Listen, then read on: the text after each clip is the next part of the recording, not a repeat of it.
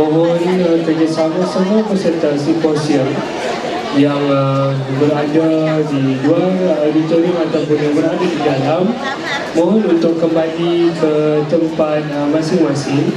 A'udzubillahi minasyaitonir rajim. Aku laka bi ni'matika alayya wa a'udzu bidzambi faghfirli fa innahu la yaghfiru dzunuba illa anta. Peringatan penuh kasih sayang kepada semua peserta. Peringatan penuh kasih sayang untuk semua peserta. Mohon kerjasama abang-abang, kakak-kakak, ustaz-ustazah untuk mengambil. Assalamualaikum warahmatullahi wabarakatuh. Alhamdulillahirabbil alamin. Wassalatu wassalamu ala asyrafil anbiya'i wal mursalin wa ala alihi washabihi ajma'in.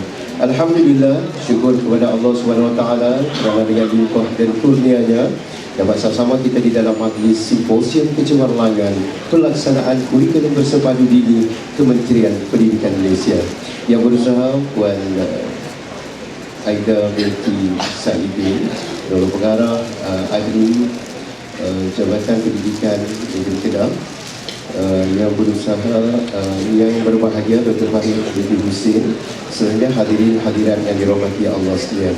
Sebelum kita melangkah dengan lebih jauh lagi, suka saya ingatkan agar telefon bimbit anda berada dalam mod senyap agar tidak mengganggu sepanjang majlis ini berlangsung. Terima kasih.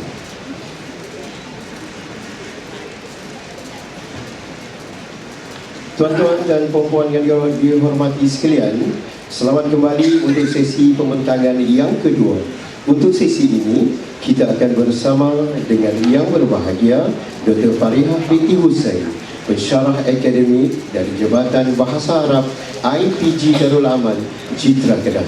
Hadirin keluarga Dewan, untuk tidak membuang masa, saya dengan ini mempersilakan Dr. Farihah binti Husain bagi membentangkan simposium yang bertajuk Kecemerlangan Pelaksanaan Kurikulum Bersepadu Dini KBD. Untuk makluman doktor, masa yang diperuntukkan adalah 1 jam yang merangkumi pembentangan 40 minit, sesi soal jawab 10 minit dan 10 minit adalah milik saya. Namun, sebagai panduan, pihak urustia telah menyediakan papan masa di atas sana sebagai rujukan dan panduan kita bersama. Baik, dengan tidak membuang masa lagi, dipersilakan Dr. Farid untuk membentangkan simposium kita pada hari ini. Dipersilakan.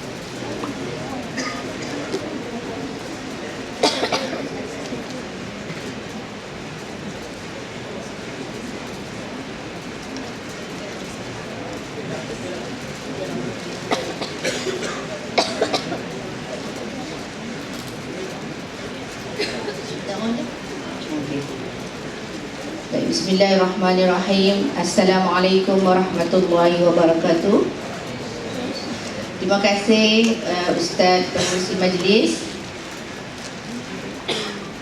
Yang dihormati barisan Ketua Penolong Pengarah dan Penolong Pengarah SPI JPN Kedah, barisan Penolong Pegawai PPD, para pengetua, barisan pentadbir, seterusnya guru-guru dini daripada SMPK seluruh negeri Kedah, dan AJK Simposium yang dihormati. Assalamualaikum warahmatullahi wabarakatuh. Alhamdulillah, jadi di hampir tengah hari inilah saya bersama-sama dengan tuan-tuan dan puan-puan ingin berkongsi sedikit bahan ataupun hasil kajian saya berkaitan dengan KBD. Sebab itulah saya dijemput bersama-sama dengan tuan-tuan dan puan-puan. Tapi saya sebenarnya tidak pernah ada pengalaman mengajar KBD. Cuma saya pernah membuat kajian berkaitan dengan KBD, khususnya dalam pengajaran Nahu. Jadi tahun lepas sebenarnya saya pun telah dijemput untuk memberi perkongsian seperti ini juga dalam simposium KBD, tapi secara online. Jadi tak pastilah sama ada tuan-puan dah pernah dengar saya punya bahan kajian ataupun belum, kan? Jadi tak apalah, saya harap di masa yang seperti ini bolehlah mendengar dengan baik, sebab tengah hari ni kita faham dah kan, sesuai lah untuk kita rehat-rehat kan. Jadi insyaAllah dalam masa yang diberikan ini saya akan gunakanlah dengan sebaik-baiknya. Terima kasihlah semua kepada guru-guru di Ma'had di SABK SABK insyaAllah. Baik, saya seperti mana yang dimaklumkan tadi, saya adalah Dr. Fariha binti Husin, pensyarah Jabatan Bahasa Arab di IPG Darul Aman. Ni sebenarnya saya baru lagi. Kalau kata tadi ada beberapa student saya lah yang belajar di IBDA, PDPP dini dan juga PDPP PPC yang balik pada Jordan, seperti Ustaz yang baca doa, Ustaz Nabil, tak ada kan? Ada tak? Dan juga Ustazah Hanan tadi. Okey, jadi saya 2019, Ogos 2019 baru saya masuk ke IBDA. Tadi kalau kata yang pernah belajar di IBDA sebelum tu, maksudnya mungkin tak kenal saya lah. Baik, jadi duk pandang-pandang tengok tu, saya ada kenal lah beberapa guru daripada SABK dan juga AJK kan. AJK yang daripada Sekolah Menengah Darul Mahai, sekolah apa tadi? Tak ingat dah Ustaz tadi. Okey, baik. Jadi Alhamdulillah lah. Dan saya adalah juga mengenali, tadi ada pengetua kan, Ustaz Azam. Ada tak belakang? Dah ada tak? Tak ada? Ada. Ada belakang. Ada? Okey.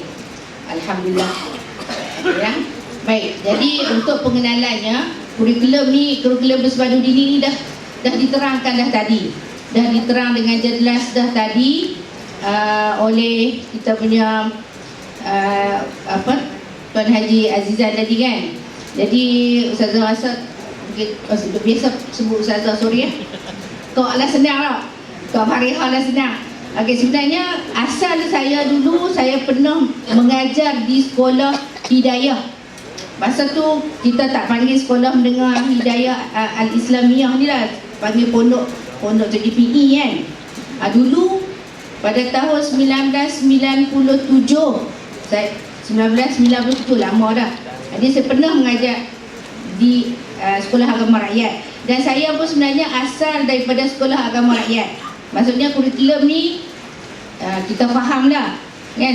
Saya pun asal daripada Sekolah Menengah Agama Darul Saadah. Ada tak wakil Darul Saadah? Ada tak wakil Darul Saadah? Ada. Jadi saya belajar di Darul Saadah sampai 1989 SPM kat sana. Lepas tu sambung belajar kat UIA. Kemudian sampai sekarang lah. Pernah lepas SPM pernah belajar di Nahdah. Sebab Nahdah Hasanah Meleleh. Tapi Meleleh dia tak masuk SABK kan. Jadi dia tak ada lah kat sini. Jadi maksudnya saya pun background daripada Sekolah Agama Rakyat. Jadi kita faham dah dari segi fasilitis ke apa, kita faham dah keadaan Sekolah Menengah Rakyat. Tapi sekarang ni apabila kerajaan ambil alih, kalau kita tengok macam saya lah, saya kebetulan jadi pula AJK PIBG kan. Jadi bila kita tengok keadaan berubah lah bila kerajaan ambil alih, berubah. Jadi itu semua untuk kemudahan anak-anak kita sekarang lah. Baik, jadi saya fokuskan kepada yang sini ni, boleh baca lah. Sebab saya takut masa yang diberikan tu lebih kurang 40 minit macam tu je, 45 minit lagi pengurusi dia nak ambil masa 10 minit. Jadi kita bimbang apa yang saya nak sampaikan, yang poin tu takut tak sampai. Jadi saya peranan PBD semua ni saya tak mau baca dah lah. Jadi kita tengok peranan guru. So kita tengok sekarang peranan guru. Sebab saya lebih berfokus kepada guru. Sebab kajian saya memang tajuk dia, saya kaji guru. Maksudnya peserta kajian saya guru. Saya menggunakan metod kualitatif. Pernah dengar kan kualitatif? Benar tak? Pernah dengar? Jadi sebenarnya dalam bilik dewan yang comel ni, yang sejuk ni, ada peserta kajian saya. Saya dah nampak orang. Ada 3 orang peserta kajian saya di sini. So mungkin akan keluar juga nama nanti. So dia tengok ada peserta kajian saya, tak apa dah. Sebab saya pun dipanggil untuk berkongsi berkaitan dengan hasil kajian. Jadi saya kena sebut jugalah nanti ya.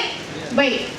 Bila kita tengok kepada tajuk kita tadi, kecemerlangan pelaksanaan KBD. Nak cemerlang pelaksanaan KBD ni, dia sebenarnya kat guru lah. Kat guru. Sebab tu guru-guru sentiasa diberi pendedahan, sentiasa diberi taklimat, diberi bengkel, diberi input.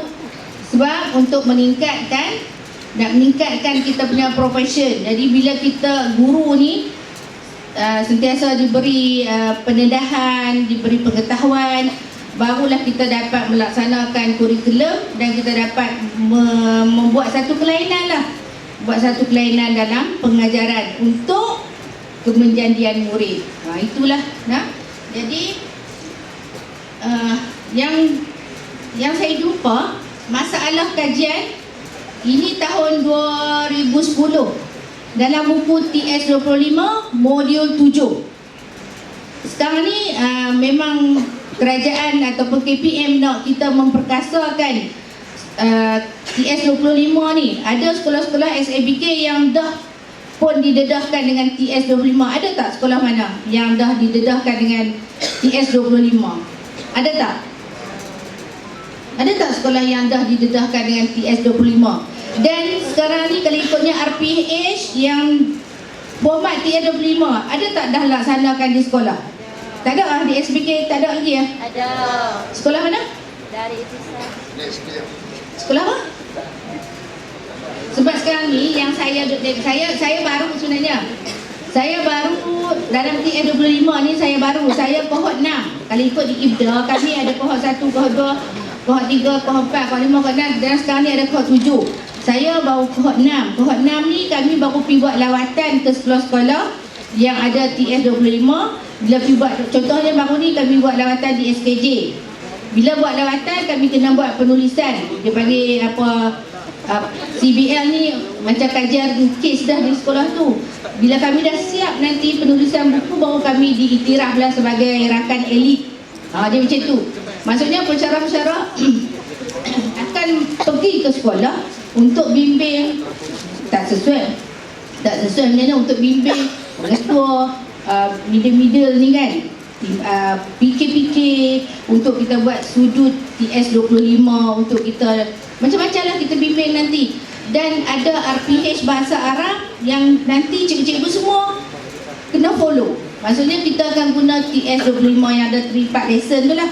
Kalau macam sekarang ni yang saya duk bimbing, belajar praktikum, kalau kita buat dulu masa cikgu pun pernah menjalani praktikum kan kita buat RPH yang banyak tu kan sampai meletihkan tu. Sekarang ni bila pergi sekolah kan kita buat sikit je.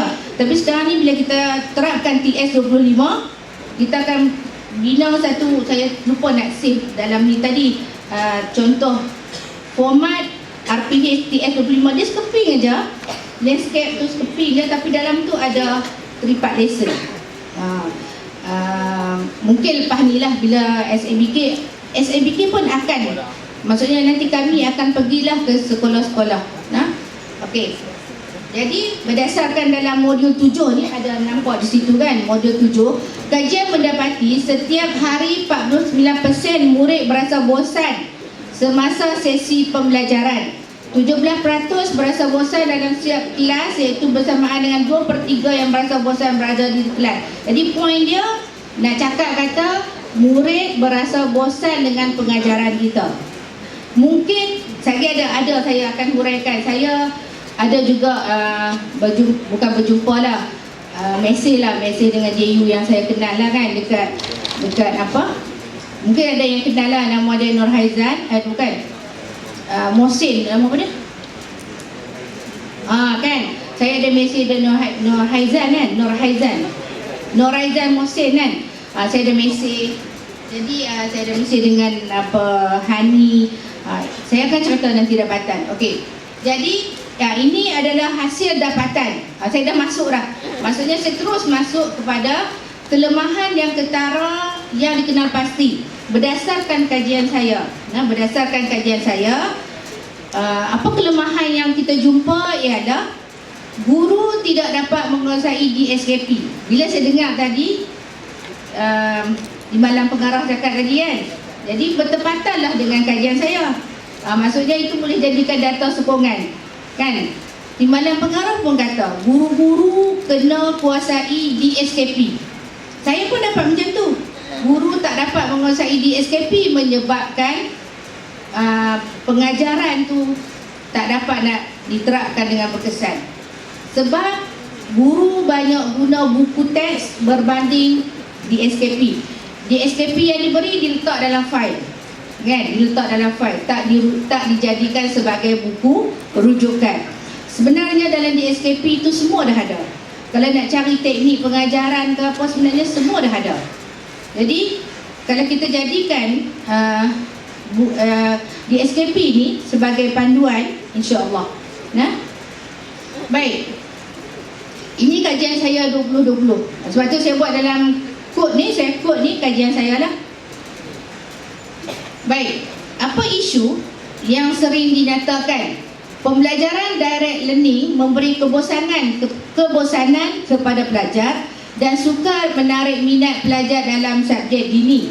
Ini saya dapat daripada JUK. JUK ni yang tadilah yang saya sebut dengan Hani Jalaluddin. JK ni sebenarnya tak disebut kan, tapi saya sebut nak bagi kita kenal. Sebenarnya bukan saja saya letak, tapi ini isu dia. Ini isu dia. Kesukaran menghafaz dan memahami isi kandungan pelajaran dalam subjek dini. Kaedah dan teknik pembelajaran guru yang kurang berkesan pada tahap penerimaan pelajar yang kurang berminat. Yang ni yang keempat. Guru sukar mendapat kerjasama pelajar dalam aktiviti pembelajaran. Jadi ini adalah isu-isu yang kita kena ambil tahu dan kita kena buat satu perubahan. Baik. Guru menolak untuk mengajar menggunakan kaedah berpusatkan murid. Ada guru, memang kita akui guru-guru yang mengajar di SABK ni guru-guru yang hebat-hebat. Sebenarnya guru-guru yang hebat-hebat, ilmu tinggi. Jadi bila dia mengajar, dia nak fokus kepada dia aja. Maksudnya berpusatkan kepada guru. Tapi kita sebenarnya kita nak berpusatkan kepada murid. Sebab kita nak murid tu yang aktif. Kan? Kita nak murid aktif. Sebab kalau kita tengok sekarang pembelajaran bermakna, mungkin di sekolah tak pastilah diterapkan ke belum. Kapasiti pembelajaran bermakna ataupun kita panggil deep learning, kalau dalam IBDA memang ditekankanlah KPPB ni, pembelajaran bermakna ni memang kita diterapkan di dalam untuk IBDA. Kita memang nak ada 6C dalam pembelajaran kita kan. 6C kita nak dulu 4C 1N kan. Kreatif, kritis, komunikasi. Sebab bila kita buat aktiviti berkumpulan, baru dia ada komunikasi. Dalam kalangan pelajar. Tapi kalau kita tengok, bila kita buat aktiviti berkumpulan, kalau kita tengok ada pelajar yang duduk diam, dia just tunggu kawal je, itu kita tak nak. Maksudnya guru kena main peranan. Kalau guru duduk kat meja depan, kita arahkan saja murid buat aktiviti berkumpulan, tak boleh lah. Tak kena lah. Jadi kita kena pantau perjalanan aktiviti berkumpulan tu, hidup ke tak hidup. Jadi kadang-kadang sebab tu kita mesti ada teknik jugalah. Ada teknik dalam kita nak buat aktiviti berkumpulan, mesti lantik ketua kumpulan, SU dia siapa. Jadi barulah jadi kalau tak nanti kalau ada 4 orang, seorang dia lah tulis, dia lah bagi idea. Kalau tak bagi apa pun bagi idea tak apa dah kan. Kalau ada tak daripada kalangan peserta ni lain daripada Kedah? Dah saya memang cakap Kedah dah. Saya dulu IPG Melaka, saya duduk kat IPG Melaka 9 tahun baru saya cakap Kedah ke. Jadi saya tak boleh ubah dah. Ada tak yang tak faham ke kan? Bagi tahu lah kalau tak faham, saya boleh cakap laju lah kan. Style saya macam tu dah. Nah, okey baik. Jadi maksudnya semua tu atas guru. Nah, semua tu atas guru. Bukan kita nak menambahkan beban, tapi sebenarnya kitalah guru nah, guru. Jadi kitalah kena menambah ilmu. Okey. Bimbang silibus tak habis. Kan bimbang silibus tak habis. Kadang-kadang cikgu dia duk kejar silibus tu. Tu yang dia tak mau dah buat aktiviti apa-apa dalam kelas tu, dia nak sampaikan macam tu. Sebab satu lagi kita duk exam kan, dia lagi exam budak tak jawab, silibus tak habis. Jadi kita pun tak naklah buat game kan. Padahal kita perlu sebenarnya terapkan pedagogi masa kini kan. Jadi kita perlu kepada benda-benda macam tu supaya anak-anak pun seronok belajar. Dia kadang-kadang student ni, murid-murid kita ni, kadang dia tengok cikgu handsome pun dia suka lah. Dia tak pandai sangat pun pelajaran tu, tapi bila dia suka kat cikgu tu, menyebabkan dia jadi suka kepada pelajaran tu. Kan? Jadi sebab tu cikgu bila pergi sekolah, pakaian tu kena, penampilan tu comel lah sikit, baju serika elok, pakai kat dalam, pakai tie. Tu yang kata guru kena penampilan tu bagi elok kan. Ni kalau cikgu pun tengok, alamak, masuk je minta orang cikgu ni tak ada, beletik aja kerja dia, popel. Jadi budak dah faham dah, dia boleh baca dah. Tapi kalau kita jenis aktif, jenis tak pergi buat game tu, nanti buat game ni. Sebab Ustazah sebab Kak Reha ni biasa bila buat kajian, peserta kajian Kak Reha yang seorang tu memang dia jenis aktif kan. Bila kita tengok tu, kita pun rasa seronoknya kan. Jadi murid kita pun akan seronok dengan sebab kita lah. Tapi kita ni kena banyak kerja sikit lah. Kena buat persiapan awal kan. Macam-macam lah, maksudnya kita ni lah kena bersedia lebih awal. Baik. Jadi untuk ni, sebab tu kami pun sebenarnya disebut juga kadang-kadang ada sekolah yang tak nak bagi pelajar ida pergi praktikum. Takut ni ya, takut silibus kan. Sebab pelajar-pelajar yang pergi praktikum ni, dia pun wajib lah nak kena buat BBM yang banyak, buat aktiviti, buat game kan. Kalau tak buat, dia pun tak ada markah pula nanti kan. Dia pun kena guna macam-macam lah. Jadi sebenarnya kita pun yang lama mengajar pun kena ikut macam tu jugalah. Sebelum ni sebenarnya kita dah set dah. Alah, masa praktikum je buat, bawa banyak BBM tu kan. Dah lama-lama tak payahlah. Kita dah set dah sebenarnya tu. Tapi sebenarnya tak. Nah, pelajar dia perlu lagi macam tu. Dia lebih suka lagi macam tu. Kalau kita kalau kita tanya lah, katalah pelajar-pelajar praktikum pergi sekolah 3 bulan kan, kita tanya mereka seronok tak guru-guru praktikum masa mengajar, mesti dia kata seronok kan. Bagi ganjaran macam-macam lah kan. Yang paling seronok kan mereka buat game lah. Tapi setakat yang saya dah bersedia pun, kalau guru praktikum tu tak pandai nak kawal kelas, dia bising ke bila buat game tu, dia akan cepat. Lepas tu kalau tak pernah pakai LCD, tiba-tiba bersyarah pergi baru nak pakai LCD, ada juga budak duduk kat depan LCD tu macam tak pernah jumpa. Payah juga, dia kena biasa kan. Masuk syarah nak main lah, baru nak guna bilik tayangan, baru nak guna bilik mak-mak, tak boleh. Dia kena biasakan. Nanti murid dia jadi, kita kata ni tak dapat nak kawal kelas kan, nanti pengurusan masa, banyak benda nak kena atur. Baik. Seterusnya, guru tidak yakin dengan kemampuan murid apabila belajar dalam kumpulan ataupun berpusatkan murid. Cikgu tak yakin. Baik. Ini tajuk saya. Tajuk saya yang penuh, efikasi kendiri guru dalam pengajaran Nahu Kurikulum Bersepadu Dini. Pernah dengar tak efikasi kendiri guru? Pernah dengar tak efikasi kendiri guru?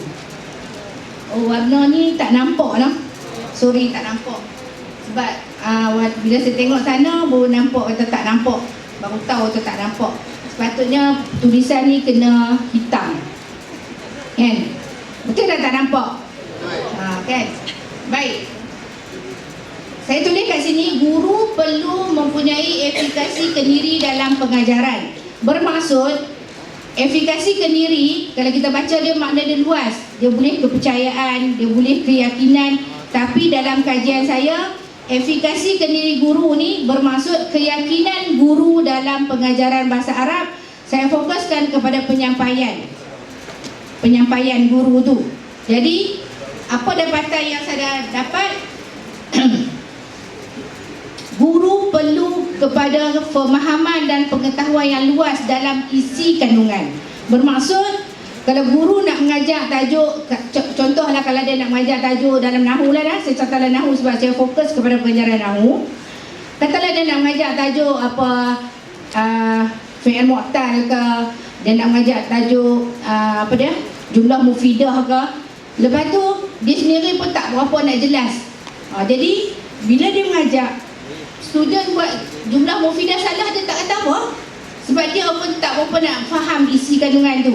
Ataupun dari segi bacaan, macam bangun ni pelajar baca qalamun, dia tak kata apa, qalamun pun tak kata apa, tak tahu mana nak baca panjang, nak baca pendek. Maksudnya guru tu kita boleh nilai kata dia pun tak kuasai isi kandungan.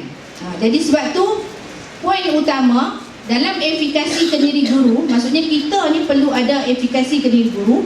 Dalam nak membentuk efikasi kendiri guru ni, kita mesti mempunyai pengetahuan yang luas dalam isi kandungan tajuk yang kita nak mengajar. Kalau sekolah SABK lagi lah kan, tajuk-tajuk apa ni, KBD, apa dia, tingkatan 1, tingkatan 2 dia fokus kepada kemahiran. Tingkatan 3 barulah dia fokus kepada Nahu. Masa saya buat kajian tu, saya dapat macam itulah. Jadi tajuk Nahu dihimpun dalam tingkatan 3, kan. Jadi banyak tu. Kalau kita hitung dengan cuti, tolak cuti apa semua tu, ada 19 kan, Surah Fatihah kan, 19 tajuk. Jadi banyak tu kan, kita nak bagi faham betul-betul. Jadi kita lah kena mensusun atur tu, susun atur. Sebab tu yang saya tulis menular tadi, saya ambil daripada Ustaz Taufik. Sistem menular ni maksudnya kita boleh pilih dah tajuk mana yang sesuai dulu kita nak susun atur tu. Baik, nak menunjukkan guru ada efikasi juga, dia dalam penyampaian dia jelas, sebutan huruf tu tepat, suara dia pun kuat. Itu menunjukkan guru tu ada efikasi. Maksudnya dia ada keyakinan diri dalam pengajaran. Sebab tak nampak. Jadi penyampaian mesti jelas, sebutan huruf menepati makhraj huruf.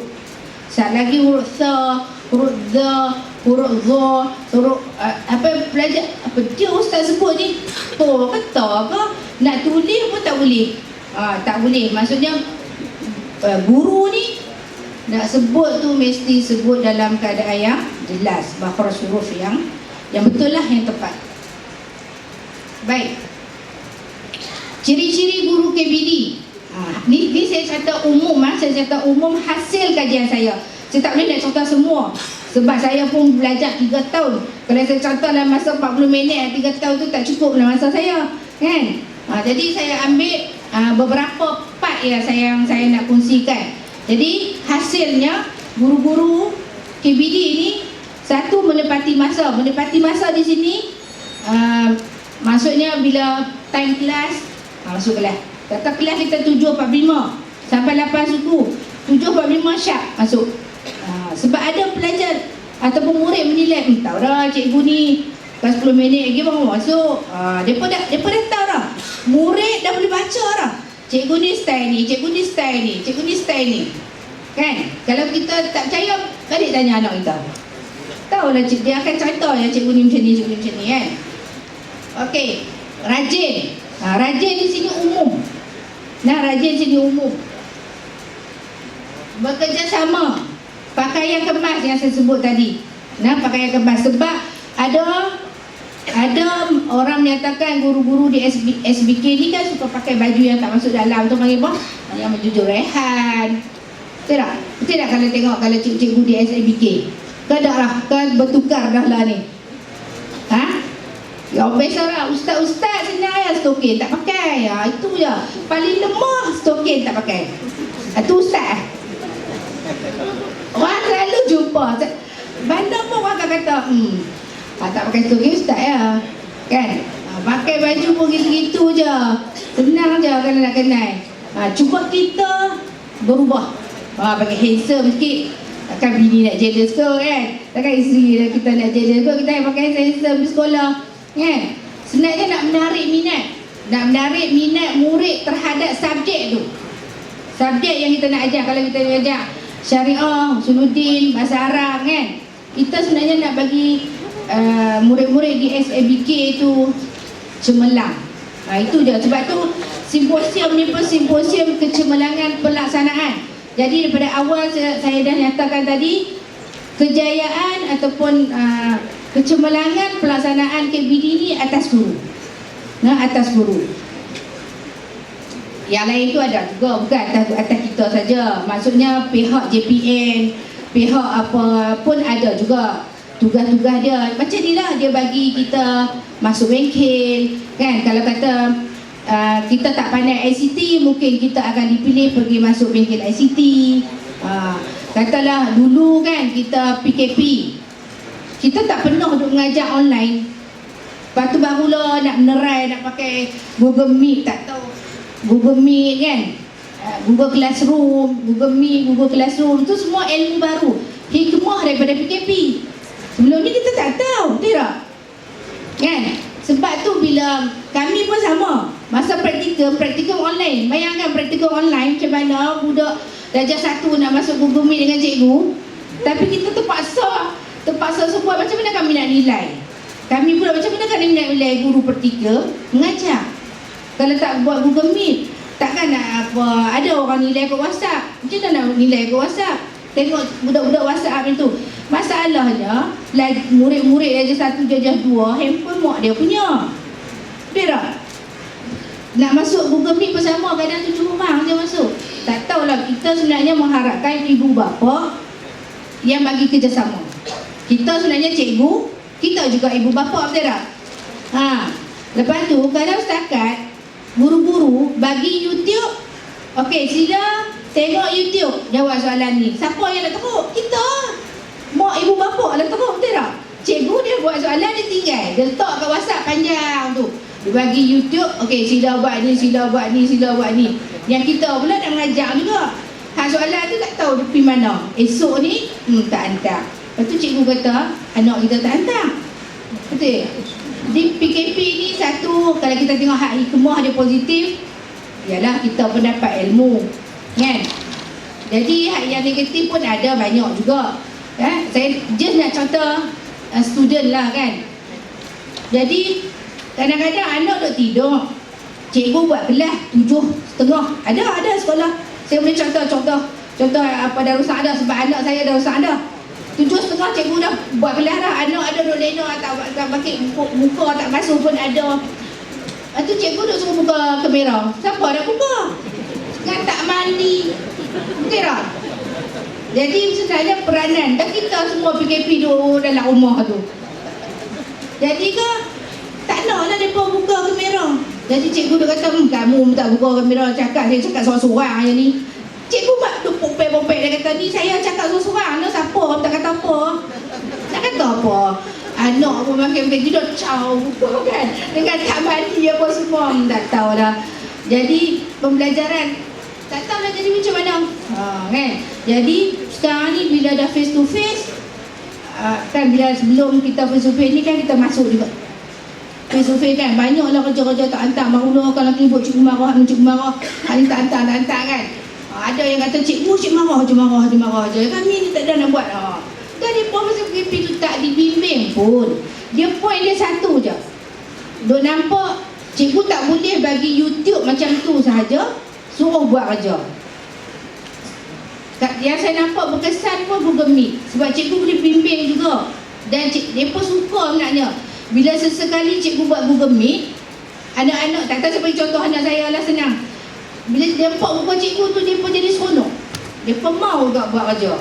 Betul saya nampak. Tapi kalau je hari ni buka, Allah, arahan panjang dah. Mereka pun boom tidur balik. Kan? Tak lagi orang bengking. Tak jadi apa. Baik. Okey, guru kena ada uswah hasanah, ya, role model.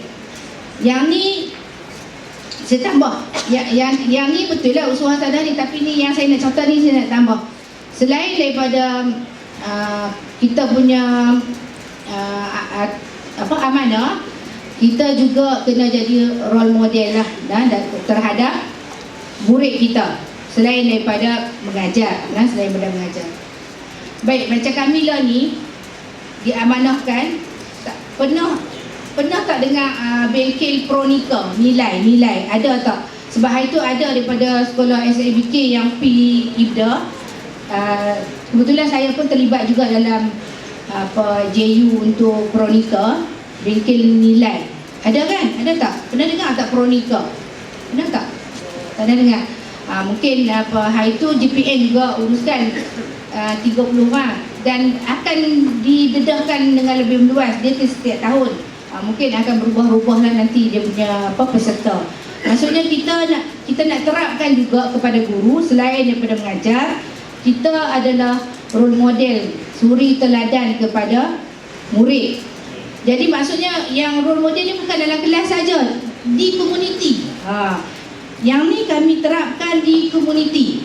Maksudnya macam ni, contohlah, bukan nak kata kat siapa, saya pun sama. Bila kita balik rumah, lepas kita kerja, kita balik rumah, kita masuklah rumah kan. Apa yang berlaku kat taman kita tu, kita tak kisah kan. Cuma ada beberapa orang sahaja yang kisah kan. Kadang-kadang sampah bersepah kat depan tu, biarlah nanti orang bahagia sampah ejah lah kan. Tapi kita nak terang sekarang ni, guru memainkan peranan di dalam komunikasi. Bermaksudnya selain bila kita balik di komuniti, kita lah yang jadi ketua. Maksudnya apa pun guru macam tu. Jadi kalau kata student kita tengok hari tu dia ni asyik tak buat kerja sekolah ke, ponteng sekolah ke, kita ada sense of humor lah kan. Kita ada perasaan, kita bertanya, kita ambil tahu apa dia punya sebab. Maksudnya kita tak biar macam tu je, kita kira mengajar je, kita tak mahu macam tu.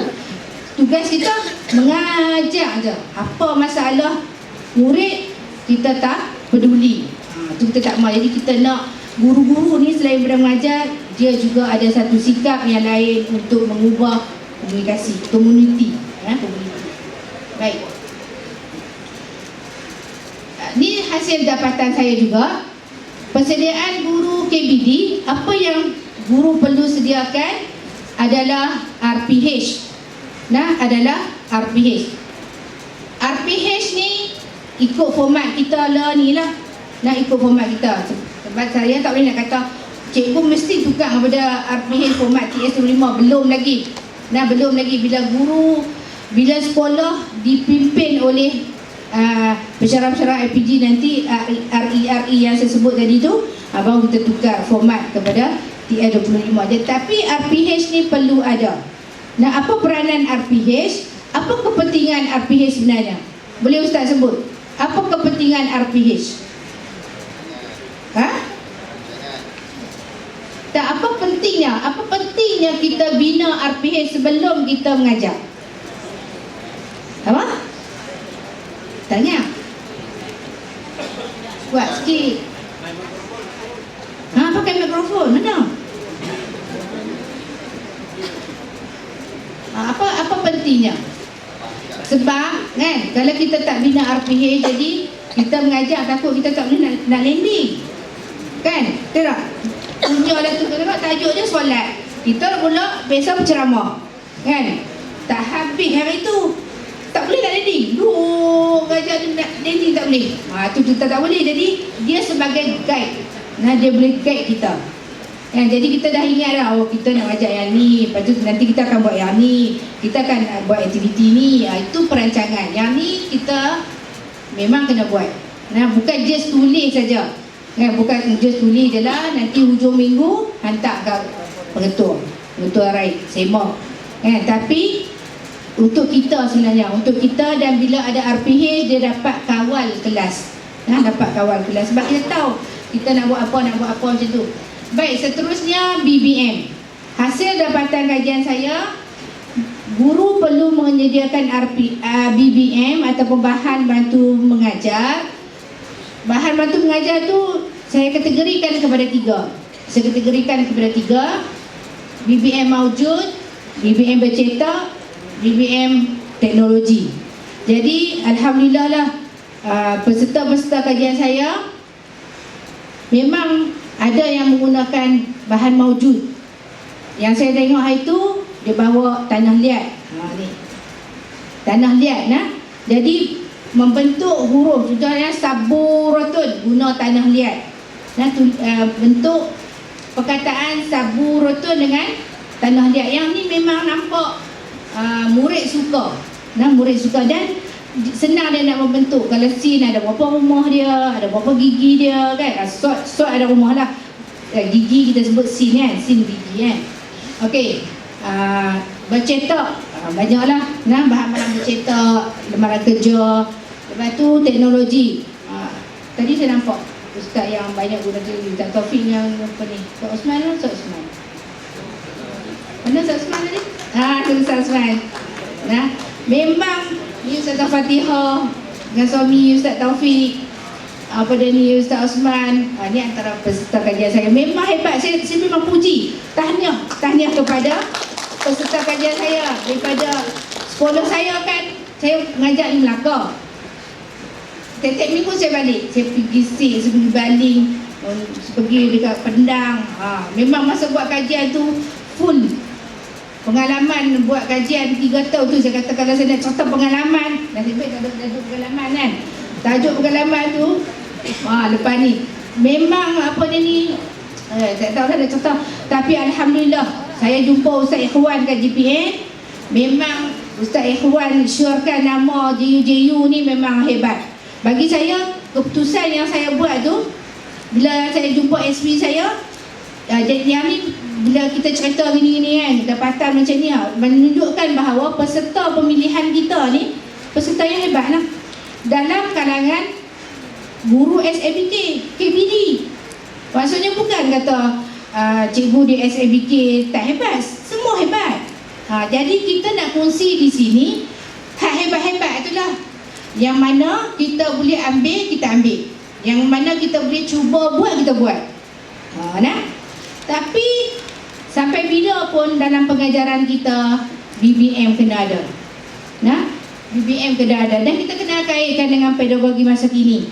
Pedagogi masa kini, ikutlah kalau kata tuan-tuan dan perempuan nak guna Kahoot ke, nak guna apa tu, Padlet ke, nak guna apa ni whiteboard FI ke, ada banyak yang kita perlu kongsi. Macam contoh Ustaz Osman, saya tanya dia, Ustaz belajar mana, masuk bengkel mana, pandai sangat. Banyak digital yang Ustaz buat kan. Biasa orang guna traffic light kan, traffic light pakai kad tu tak? Traffic light pakai kad kuning, hijau, merah. Ustaz dia pakai digital. Kebetulan masa tu Ustaz lah ni sekolah lain kan. Masa tu Ustaz kat Pendang, kebetulan memang di Pendang ada makmal komputer dan ada komputer. Jadi pelajar-pelajar Ustaz masuk situlah. Kemudahan internet sama. Kalau kata tak ada internet, ada makmal pun nak buat apa? Tidak, tak boleh juga. Sebab benda-benda tu nak kena ada internet. Dan roda impian, Ustaz guna roda impian yang digital. Kita boleh buat yang dengan papan tu pun kita boleh buat. Tapi macam Ustaz dia lebih sikit dia buat digital. Jadi bagi saya, masa saya buat kajian tu, sebab saya pun belajar di sekolah agama rakyat, saya tahulah macam mana kan. Jadi bila tengok, maksudnya kita ni kalau kita nak, macam Ustaz, dia belajar sendiri, dia explore. Maksudnya kalau kita nak, jadi. Tidak, jadi peranan dia atas kita, atas guru itu sendiri. Baik, masa pun dah nak habis. Okey, jadi satunya yang masuk bengkel di sini ni, kita kena bersedialah kalau dipanggil masuk bengkel, kita jangan kata alah kena kita lagi, asyik kita je masuk bengkel kan. Tapi sebenarnya kita nak tambah pengetahuan, tambah pengetahuan. Saya laju sikit. Okey, selain daripada tu, hasil kajian saya juga, saya mendapati bahawa konsep bimbingan perlu dalam pengajaran. Konsep bimbingan ni saya pecahkan kepada bimbingan semasa kita mengajar. Contohnya dalam pengajaran Nahu, kalau pelajar salah aja, sebut salah ke, tulis salah ke kat whiteboard, terus kita bimbing. Maksudnya jangan kita nantilah kita jumpa dia bila-bila kita habaq. Tak boleh. Dia lebih berkesan bila terus kita bimbing, ataupun kita panggil spontan. Kita bimbing spontan. Boleh juga kita bimbing kalau murid kita ada yang setengah tu dia tak suka, kawan-kawan dia gelak kat dia ke, jadi dia malu, dia pergi jumpa kita secara personal. Sebelum kita nak masuk kelas tu dia dah tanya. Lepas tu dah selepas kita, maksudnya guru yang ada efikasi kendiri yang tinggi ni dia akan membimbing pelajar ataupun murid dia yang perlu kepada bimbingan. Sama ada sebelum ataupun selepas kelas. Dia ambil masa sikit. Masa yang ada tu dia guna untuk membimbing. Dan selepas kelas ni, dalam kajian saya ada bimbing secara laman sosial. Ada yang Telegram, ada yang bimbing dalam WhatsApp pun ada bimbing dekat Facebook pun ada. Jadi maksudnya bimbingan selepas kelas ni ada banyak kategori lah. Saya tak pecahkan di sini. Saya memang duk agak dah, kalau sejam saya tak boleh nak cakap banyak. Jadi saya tak pecahkan sini, saya catat sikit-sikit je. Baik, teknik yang paling sesuai digunakan. Hasil daripada kajian tu saya nampak dua teknik ni dah yang famous, yang SABK guna. Teknik guru muda, kebanyakan peserta kajian saya memang sebut teknik guru muda. Saya rasa kebanyakan sekolah mungkin guna teknik guru muda. Dan juga teknik nyanyian. Kemudian saya fokuskan juga kat tepi ni, mungkin tak nampak. Saya tulis kat sini, sebenarnya kalau kata kebetulan macam Ustazah Fatihah, dia memang dia tak payah pakai YouTube. Allah bagi keistimewaan kat dia, kan? Jadi teknik nyanyian ni kalau kita tak boleh, kita suruhlah kawan kita nasyid sikit-sikit, kita rakam ataupun kita ambil pada YouTube. Banyak lah ni kalau kita pilih kan. Kemudian ada QR code dekat buku. Ini hasil kajian saya juga sebenarnya. QR code yang ada dalam buku teks, ada cikgu yang tak pernah guna pun ada. Bila kita temu bual, sebab saya buat kualitatif ni pendekatan dia temu bual, analisis dokumen dengan pemerhatian. Saya pergi masuk dalam kelas. Kebetulan EPRD luluskan masa tu, boleh masuk dalam kelas buat pemerhatian. Bila kita temu bual, QR code yang diberi kat buku cikgu tak ada buat pun. Dia kata handphone dia tak okey. Tapi saya tak berapa nak percaya. Saya yakin bahawa sekarang ni semua handphone canggih-canggih lah. Semua tuan-tuan dan perempuan, cikgu-cikgu mesti pakai handphone yang boleh ada QR code kan. Scan tengok apa yang dibagi sebenarnya. Betul ke dia bagi itu yang sesuai dengan aktiviti kita. Ni kalau tanya, entah saya tak pernah guna. Itu jawapan yang saya tak lapor lah. Sebab kalau saya lapor, dia nampak tesis saya ni tak okey kan. Tapi saya ceritalah kat sini. Jadi kalau kita tak menggunakan apa yang dihasilkan oleh penulis-penulis buku teks, kita lah salah kan. Penulis-penulis buku teks ni punya perah otak lah nak buat buku tu kan. Dan dia dah ada panel semakan lah apa. Jadi apa kata kita yang nak melaksanakan kurikulum kita guna. Baik, satu lagi yang saya nak terapkan kat sini, penerapan konsep 5M dalam diri guru. Jadi untuk nak dapatkan efikasi kendiri yang tinggi ni, pernah dengar tak konsep 5M ni? Pernah dengar tak? Okey, pernah dengar? Okey, terbaik. Murabbi, muaddi, muallim, mursyid, mudarris. Dia sebenarnya dia ada lah perincian dia tertentu. Murabbi, muaddi, muallim ni lebih kepada untuk sasiah dalam pendidikan Islam. Kalau tengok, bacalah artikel-artikel Prof. Halim Tamuri, dia yang mula keluarkan yang ni, konsep 5M ni, murabbi, muaddi, muallim. Jadi kita je sebenarnya kena ada kelima-lima ni dalam diri kita. Nah, kena ada kelima-lima. Baik, saya laju sikit. Konsep 5M kalau kita tengok dalam SKPMG 2 dia ada dalam standard 4. Nah, dia ada yang ni lah, guru sebagai perancang, pengawal, pembimbing, penolong, penilai, pembelajar aktif. Tapi dia masuk pembelajar aktif. Kalau kita ambil 5 ni aja, kita lah perancang, pengawal, pembimbing. Hak bimbingan tadi ni saya kaitkan dengan ni lah, standard 4 ni. Baik, nak habis dah. Ustaz Ana, seminit ni. Baik, beberapa cadangan penambahbaikan dalam pengajaran. Mencari bahan dalam laman sosial. Ni saya bawa contoh. Nah, laman sosial yang saya sebut tadi. Kalau anda tuan-tuan dan perempuan tengok dalam FB Hani Jalaluddin, dia banyak YouTube yang dia buat tu.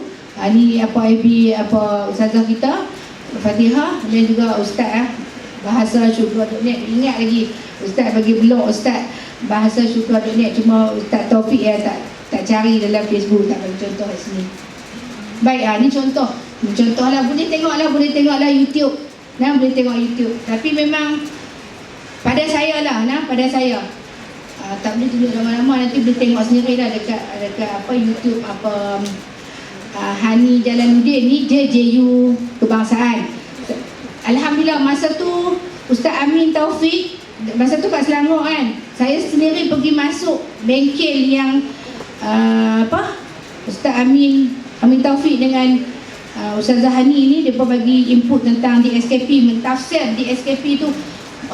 Memang baguslah, nampak memang bagi pencerahan lah kepada guru-guru di SABT sana kat Selangor kan. Dan saya tengok teknik-teknik yang dia letak dalam YouTube tu kita boleh guna. Bagi saya selalu share jugalah dengan student-student saya masa praktikal apa yang mereka perlu buat. Bagi nampak, kita kadang-kadang kita bagi idea je, tapi atas kehendak guru tu sendiri. Itu sajalah kot daripada saya, sebab kita nak menepati masa daripada dah tengah hari dah. Okey, jadi sebelum saya mengakhiri, itulah apa yang saya sampaikan ni, yang mana baik tu ambil lah. Jadi saya cakap mungkin terlalu laju, sebab kita pun nak cepat. Kita nak break, nak makan, nak solat. Jadi kalau kata ada kesilapan bahasa, mohon maaf lah. Dan terima kasih kepada tuan-tuan dan puan-puan semua, dan ambillah apa yang baik. Okey, jadi wabillahi taufiq wal hidayah. Wassalamualaikum warahmatullahi wabarakatuh. Salam kemerdekaan. Okey, baiklah hadirin hadirat yang dirahmati Allah sekalian, warga dewan yang dihormati, saya masih lagi kita buka ruang untuk satu soalan atau dua soalan yang ingin diajukan kepada Dr. Faria. Ibu silakan. Tanya lah tuan-tuan. Doktor pun kata tanya lah, takkan kau faham semua dah.